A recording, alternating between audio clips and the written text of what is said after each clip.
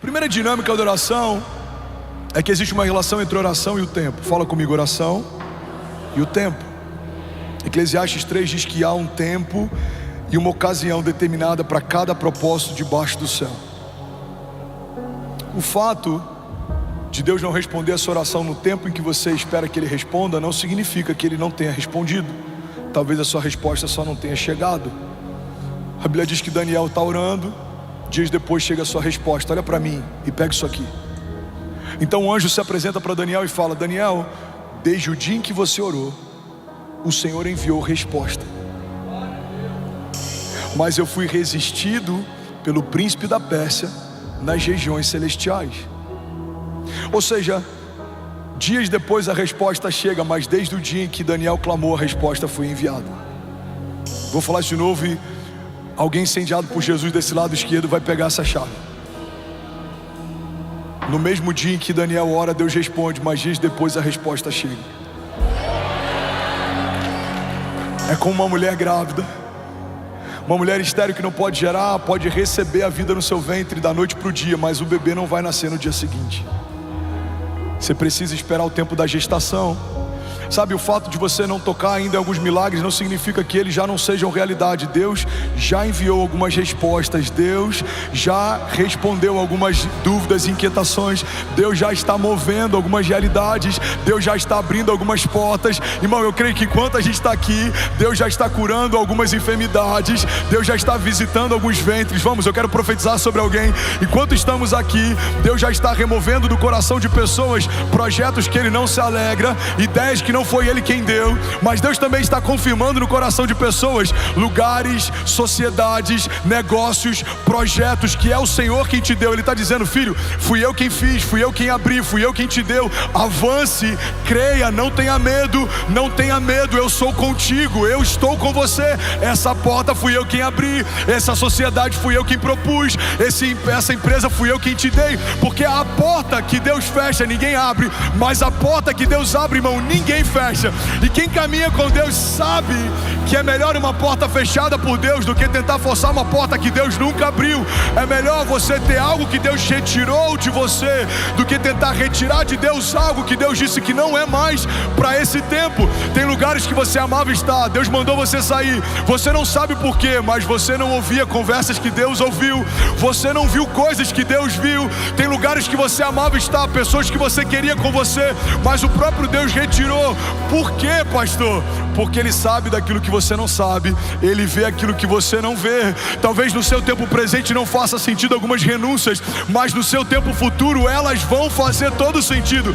Tem estações, irmão, que Deus nos pede coisas que parece que agora tudo está desmoronando. Deus remove bases de segurança, Deus remove pessoas, conexões, alianças, mas a verdade é que quem caminha com Deus, mesmo em momentos que parece que tudo está desmoronando, na verdade no seu destino profético está tudo se encaixando. José foi vendido, mas a venda dos seus irmãos deixou ele mais perto do seu destino profético. Irmão, Davi foi esquecido, mas quando o profeta manda chamar, naquele dia a unção liberou seu destino profético. A gente vê muitos homens de Deus que por algum momento eles foram empurrados por uma tribulação ou tempestade, mas aquela tempestade foi o passaporte para o cumprimento de um destino profético. O que seria de José se não fosse a venda dos seus irmãos? O que seria Davi se não fosse a perseguição de Saul? O que seria Moisés se não fosse o genocídio de uma geração? Será que os braços da filha de Faraó teriam recebido Moisés se aquele menino não precisasse fugir da morte lançado num cesto? Será que José falaria para o copeiro e para o padeiro a respeito de revelação de sonhos se não estivesse no mesmo cativeiro em que eles estavam? Será que Daniel teria visto o que viu naquela cova enquanto leões jejuaram na presença dele, se ele não tivesse permanecido fiel e inabalável diante da perseguição? Será que eu e você estaríamos de pé se Jesus tivesse afastado o cálice e não tivesse obedecido à vontade do Pai? Será que a minha casa e a sua seriam salvas se o Filho de Deus preferisse fazer a vontade dele do que obedecer à vontade do Pai?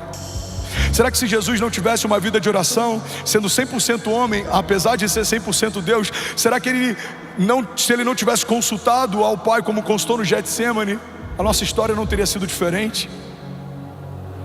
Glória a Deus por Judas e pela sua traição, liberou o destino profético de toda a humanidade.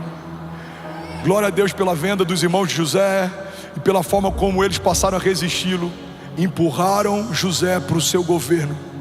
Glória a Deus pelo cesto que carregava Moisés no rio. A mulher que iria pegá-lo minutos depois liberaria sobre ele realeza. Glória a Deus pelas minhas tribulações e faltas, porque a doença de 2017 me deu autoridade para ministrar sobre enfermos.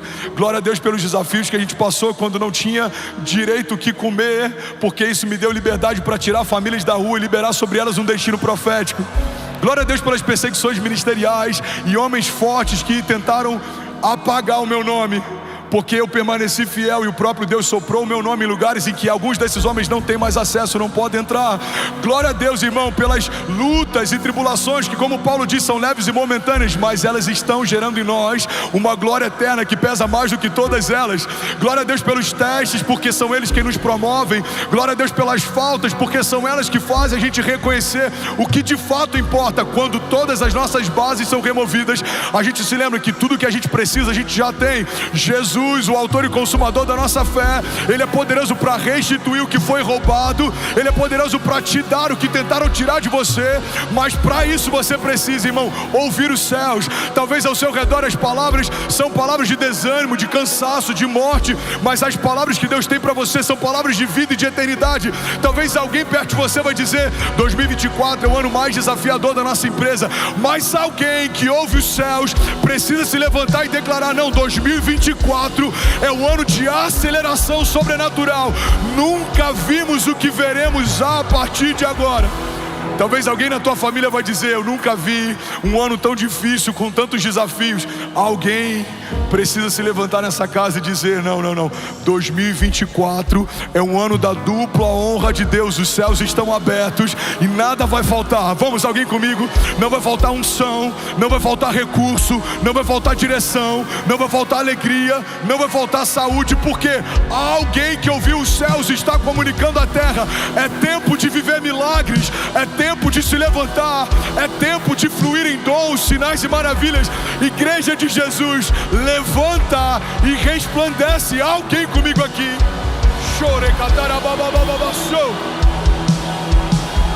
Aleluia, aleluia. Vamos, se for para Jesus você pode fazer melhor.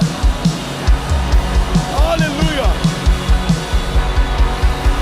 Você vai chegar na sua segunda-feira, quando você ouvir algo que não coopera com o que Deus te falou, você precisa combater o que ouviu. Irmão, eu acho que a gente vai precisar fechar. Por quê? As contas não estão fechando. Deixa eu ver. Deus te deu uma palavra? Deu. Então faça sonhos maiores do que você tinha antes da crise.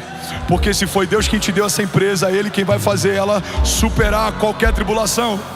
Você está com desafios no casamento? Creia, o Deus que abençoou essa aliança é o Deus que vai manter essa aliança de pé.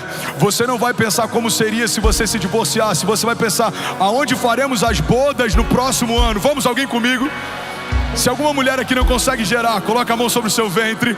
Você não vai ficar pensando como seria bom se eu tivesse um filho, não. Você vai pensar qual o nome que ele vai ter quando o Senhor me der. Irmão, a fé é uma dinâmica de antecipação. Tratar as coisas que não são como se já fossem. Alguém comigo aqui, diga amém. Levante suas mãos, declare com autoridade, diga: Pai, eu creio que há poder no nome de Jesus.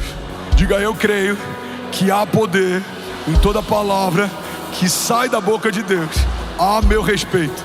Diga: e a despeito do que o inferno está dizendo, eu carrego uma palavra de Deus. Diga: o Senhor não é homem para que minta, nem filho do homem para que se arrependa. Se Deus disse que vai acontecer, eu sei, no céu já aconteceu. E aí, tudo bom? Você acabou de assistir uma mensagem aqui do nosso canal. Eu tenho certeza que ela te edificou e que ela vai gerar algo novo em você. E a gente separou mais 2 vídeos. Eu quero deixar essas indicações aqui para você continuar queimando com Jesus. E eu quero muito te fazer um pedido também. Se essa mensagem te edificou, comenta aqui embaixo, segue o canal, me ajuda a compartilhar para que mais pessoas sejam tocadas também. Deus te abençoe.